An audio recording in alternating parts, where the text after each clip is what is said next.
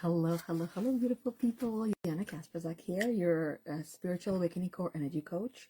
And my soul's purpose is to help you get your shit together so you can break free from the mental prison that you find yourself in and live the life that you are proud of and excited to wake up to every single day.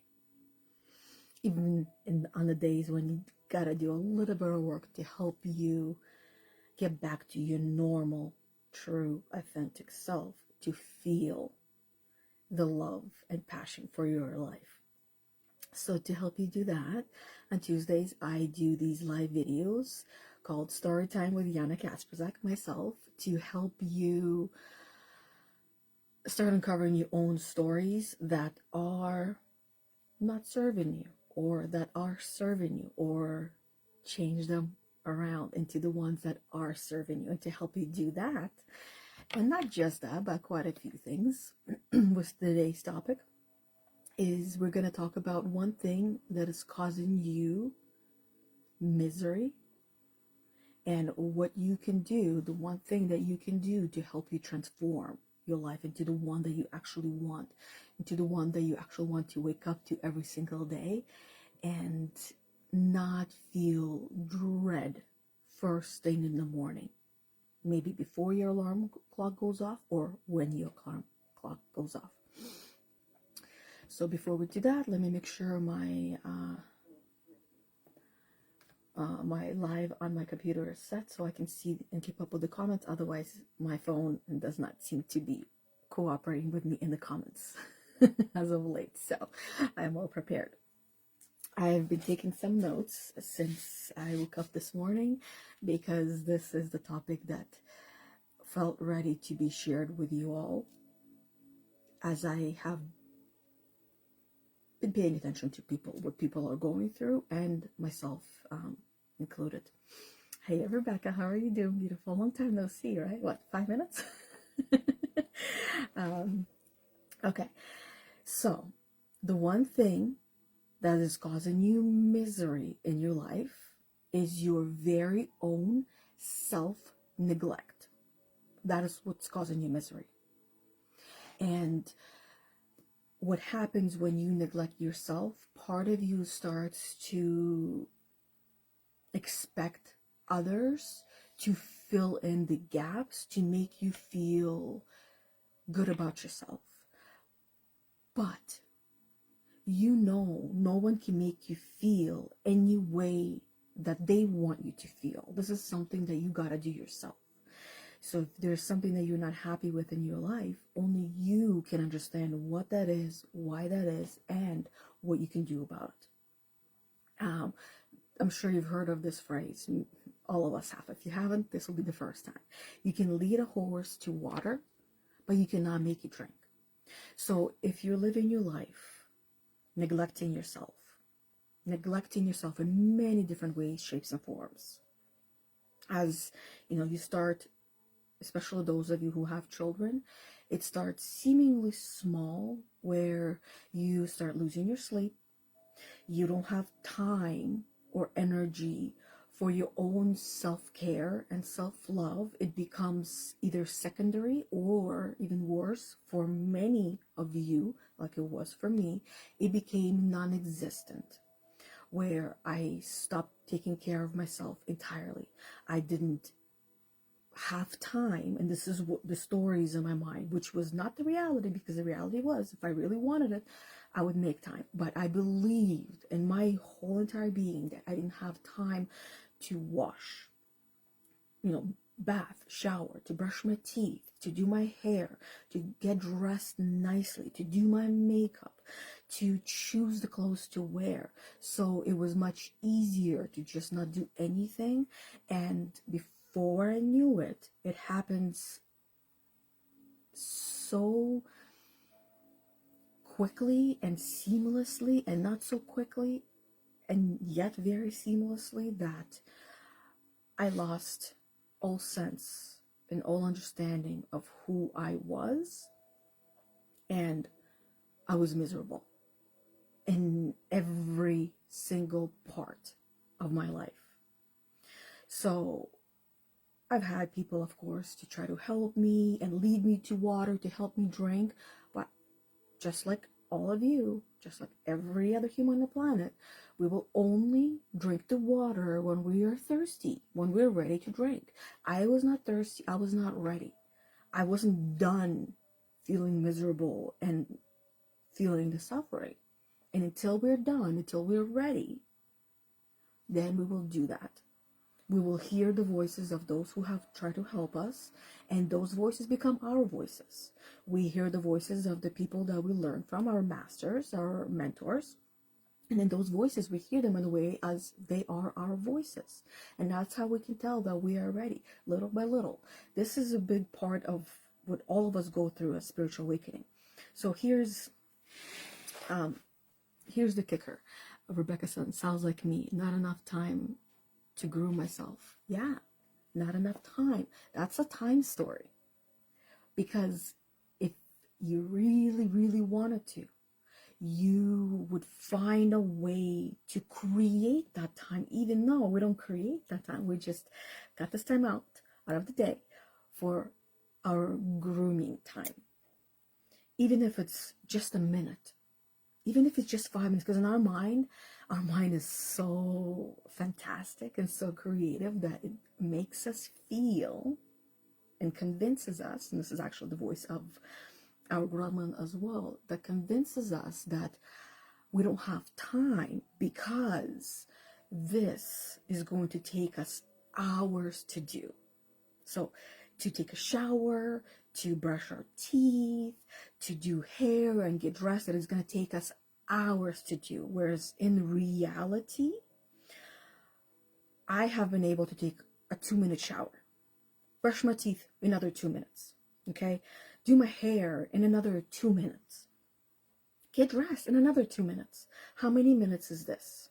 Okay, this is not even 10 minutes. You still have 2 minutes left to spare. Just say, oh, okay, I got all this time. Because if we really want something, we do it like this. But if we allow our darker part of ourselves to beat us down and tell us in a different way that we're not worthy of this time, we're not worthy of the 8 minutes to put into ourselves to look good, and then the other 2 minutes actually used to put the jewelry, the earrings, and mascara. That's the only makeup I wear, by the way, just the mascara, that's it. So 10 minutes to get ready. That can be broken down into, 6 minutes here or 4 minutes there, or 5 minutes here, 5 minutes there. So if we really wanted to, we would find a way. Where there's a will, there's a way. All of us have heard that one, and that is very true. So when it comes to a human life,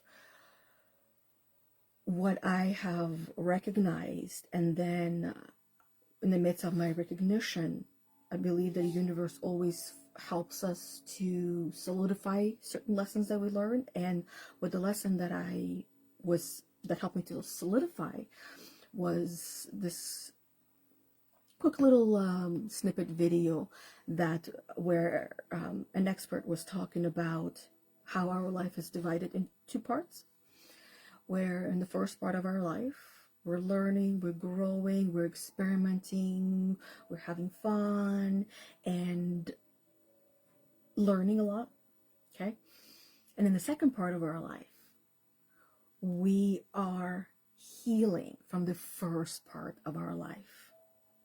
And the biggest part of healing is bringing up all of that stuff that each and every one of us has had suppressed throughout the first part of our life, and somehow found a way to either normalize what we experienced, or embellish it, or completely forget, just to name a few. There's other processes that happen. So in the second part, what we're meant to be doing, and what many of us are doing, and this is what I refer to and call spiritual awakening, is that these things start to come up. We feel re-triggered, we feel annoyed, we feel irritated, we feel tired, we feel exhausted, we feel really hurt, we start to experience suffering and mental pain, and then which very often, actually most of the time, I haven't heard any other ways yet, is that it starts to show through in the forms of physical pain as well, where our body starts to physically hurt in different parts of our body, telling us exactly, if we know how to translate and understand what the body is trying to communicate to us and what it's trying to say, we would understand what we're meant to be doing and healing and uncovering now. And all of those things lead to stories. Everything, the thoughts that we have, those are stories. Interactions that we have with people, those are stories. Every single thing that we have been through. Hey, Debbie, welcome back. Everything that we have been through in our life and experienced, whether good or bad, there's a story that has been created. And the biggest part of our first part of our life is that we are accumulating a lot of these stories, a lot of these interpretations, a lot of these assumptions, a lot of these limiting beliefs that we are uncovering and healing in our second part of our life. And all of those were there for a reason, to help us to learn and grow and keep us safe and protected. But in the second part of our life, all or most of those things, actually it's not all, it's most of those things that we have accumulated from the first part of our life are no longer serving us. What they're actually doing is they're limiting us. They're limiting us in many, many, many, many different ways, and protecting us from the world by keeping us playing small. And I know you're tired and exhausted with living your life feeling like a small person, when inside of you, you know you're meant for something amazing and great. But those messages, those voices, those stories, those programs, if you will, are the ones that you are ready to uncover and heal. So now the one thing that you can do to transform your life is put yourself and your healing and your personal growth and your personal development and your self-love and your self-care. In other words, put yourself first. Many of us, parents, mothers, fathers, when we have a child, we envision what kind of life we want for our kids.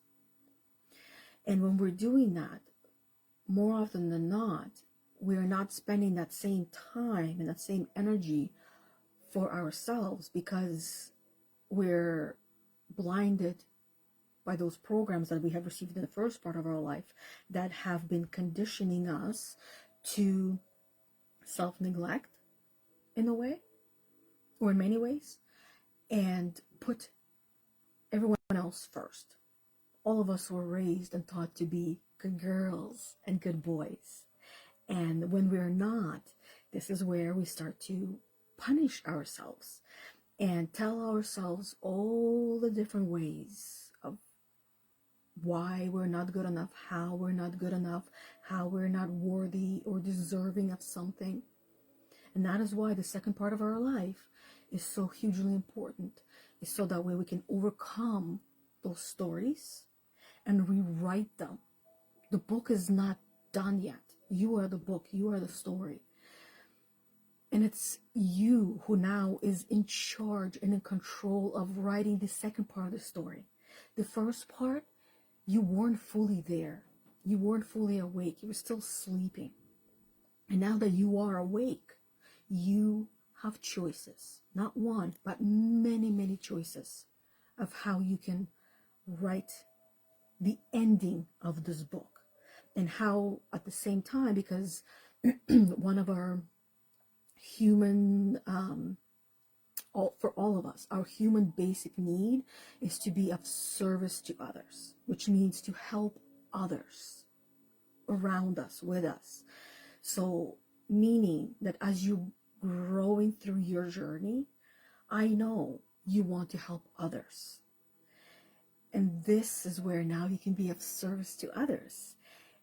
But in order for you to do that, you need to start uncovering more and more and more of who you are, and understanding that who you are is not always who you're actually being right now or in the moment. So a perfect example, when something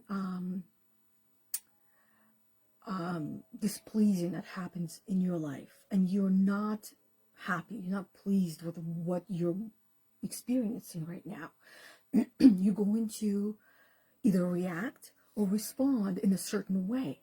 And then after the moment passes, you start to feel bad and horrible about that, or uneasy about it. And the reason for that is because you were not yourself. You were being someone or something else in that moment, which is the first part of your life where you became a certain program.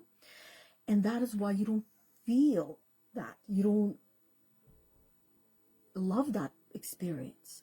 You start to punish yourself for that, believing that that is you when that is actually not you.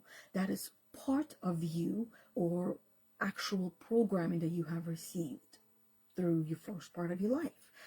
And what you're meant to do is learn from that experience, because when you're not feeling good, that is an invitation from yourself, from your true authentic self and your body, because your body is trying to communicate with you, saying it's time to have a sit down. It's time to do the work that you need to do right now to understand why. Why are you feeling that way? Where it's coming from? What is the stories? What are the thoughts? What are the messages that you're getting from that? Perhaps maybe there's a limiting belief that is coming through for you, or the message of I'm not good enough that it's coming from your gremlin, or that who are you to be speaking up or saying something? Just keep your mouth quiet and shut. Everybody else knows better, right? That is one of the messages that your gremlin has for you, that has kept you safe and protected during your first part of your life.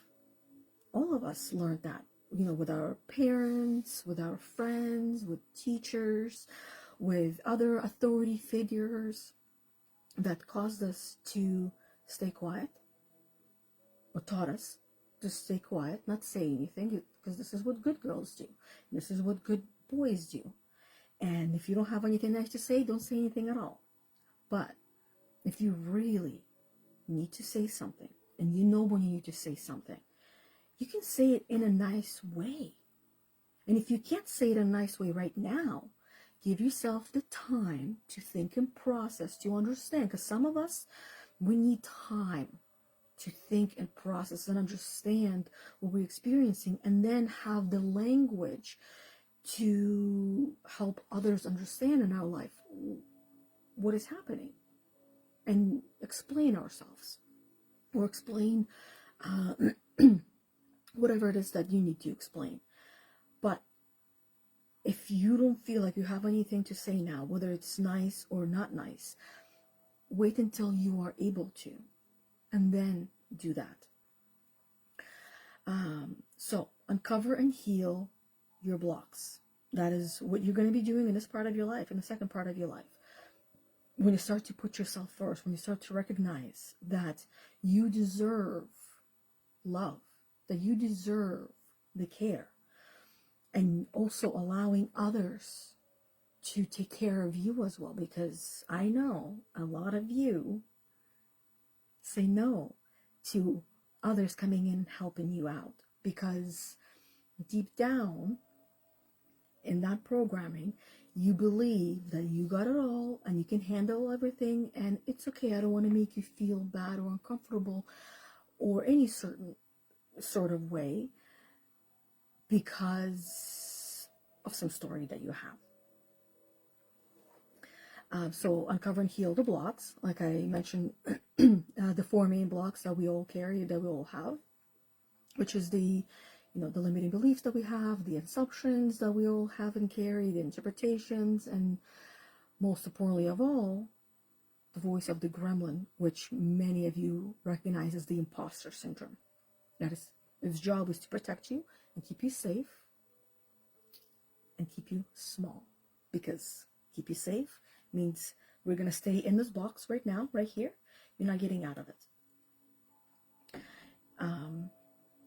And then understanding who you are versus who you're being, as we talked about earlier, and heal and transform the stories you carry that aren't serving you anymore. Meaning your thoughts, your emotions, your feelings. When you're having them and they're less than desirable, that is an invitation to sit with yourself and the different parts of yourself and understand what is going on and why it's going on. And then after you understand that part, the how-to becomes really easy. But this is the part that most people are scared of and uncomfortable with, because it is the actual definition of unknown. You don't know what's going to come up, and you're scared of what's going to come up, because that means when it comes up, then you have to do something about it. And it's easier not to do anything about it and go back to the way that we have learned how to deal with things, and it is to not deal with them. It is to pretend like it doesn't exist, pretend like it's not there, that it's just going to fix itself and it's going to resolve itself, when rarely does it actually do that. Yes or yes. So what can you do? One practice that you can do, especially now, this being the end of the year and you stepping into the new year, and this is what we did during our Sacred Circle this morning, and that is to do our a release and forgiveness ceremony or a practice. And then after you release and heal from so this is how you can do it. You can write down, as I was sharing with the girls this morning during the burn ceremony, you can have your own little burn ceremony. All you need is 2 pieces of paper. I recommend blue piece of paper with blue pen, hopefully darker blue so you can see it. And on one of them, I'll rip them out so I can show you. So on one of them, you're going to write down the one thing that you regret this year. So for me, one thing that I regret this year was gremlin keeping me down. The gremlin's voice, the gremlin's stories keeping me down, keeping me small, and not allowing me to grow myself and grow my business to the heights that I deserve. And just journaling a little bit to help myself understand what is it that I am releasing and why I'm releasing it. Really understanding the lessons from this year. Then the second paper, what you do is what you're going to call in, what you're ready to accept, and most likely actually do and take action. So you're setting intentions here, okay? Intention to release, heal, and forgive, and intention of what you're calling in. For me, it was healing the gremlin and its stories and interpretations for me. Many of them are rooted into being a good girl and accepting it and changing all of that into the ones that I deserve and desire. So as you're doing that, this is the one that you're releasing. Do whatever one that you're releasing. It's important to sit down and feel it and understand and really feel the lesson, so that way it's almost like you give yourself a moment to feel the suffering and really understand why you no longer want to be feeling the suffering anymore. And you're going to roll it away from yourself because you don't want it anymore. And then as you're going into the burn and you're burning it, make sure you have an actual dish you're going to put it in, so you don't set your house on fire, and then blame Yana for it. And then you're going to put it in a dish and you're going to burn it. and just watch and feel the release of whatever it is that you're releasing, your regret. And then the second one that you're calling in, that you are ready to accept and own and have as yours, you're going to roll it towards yourself because it's yours and you want it and you deserve it. If you didn't deserve it, you wouldn't be feeling it. And then you also want to spend the time feeling it and embodying it as if this is yours and you're ready to have it, and allow the acceptance to take place. Same thing, when you burn, put it in a dish and watch it burn. So sometimes you'll notice, or you might notice if this is the first one, not all the parts might burn off the paper. There might be a little piece that is left, and this is where you can take a moment to interpret what that paper or that shape of the paper, or maybe even a letter that's left in that paper, means to you, for you. And you're going to write down not the whole entire journal, but just short form of what you're releasing and what you're calling in, the power of it and the meaning of it, like a sentence perhaps or something like that. So that is one little practice that you can do, or burn ceremony that you can do to help you start the new year on the right foot. And another thing you can do is you can keep your eyes and ears open on my upcoming posts soon enough-ish, where I'll be sharing a little bit more about the program, the quest that I am putting together for to take a group of women in the new year, starting February, to help them uncover and release and heal all of those blocks that I mentioned earlier. And it would be very I'll be available, and we'll be having calls throughout the week, so there'll be quite a few hours that you get to spend with me and the other girls. So it'll be very transformative for everyone, and including myself as well, because as I am leading women through a quest, I always experience a lot myself as well, and I learn, and especially through everything that everybody's sharing as well, and learning and growing.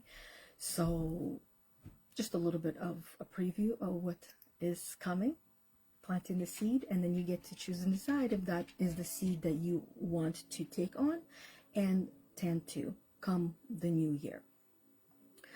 Other than that, that is all that I have for you guys for today. Tomorrow, Bethany and I will be hosting our Heal the Unicorn podcast, which will be live in our Facebook group, Heal the Unicorn Spiritual Awakening for Women. So if you're not part of the group, make sure you join so you can tune in and learn and listen. And that will be New Year reflection. That's what we're going to be talking about. We'll be reflecting on the new year, recapping what we talked about previous podcast, which was end of the year reflection, and then helping you to create a vision for the new year based on your reflection, right? You want to see where you're going and help you to release some blocks so you can actually see the new year. And then next week I'll be live on here again on Tuesday at 11:30 with another story time with myself, Yana Kasperczak. And I just want to say thank you everybody. Debbie said, I'm waiting to see what's next and what I need to do. Ooh, and I'm excited to hear what you uncover and what you realize or decide that you need to do or choose to do. And then Debbie says, I appreciate and thank you. I appreciate you as well. And thank you very much for being on here and being on all of my videos and helping and supporting and learning and growing and sharing what you learn and how you apply it and how it helps you transform your life. It is amazing to hear and witness. And Rebecca says, I'm excited to start, and I'm excited for you to start as well. Starting is actually the hardest part.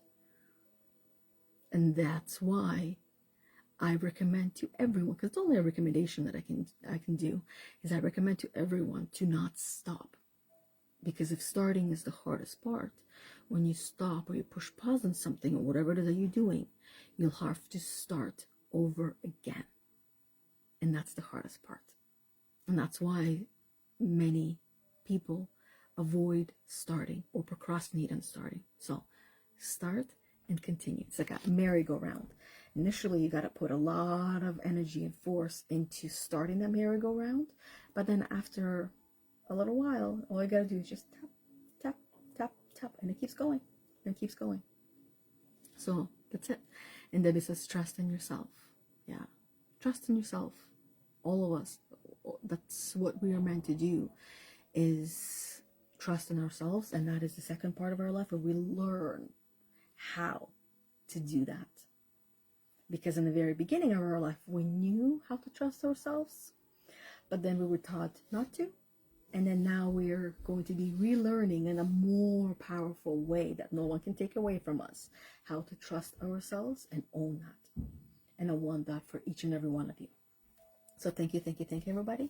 Everyone who was the silent watcher in here, and Debbie and Rebecca, for being on here with me and putting yourself and your growth first as much as you possibly can. And until next time, bye everybody. And Merry Christmas.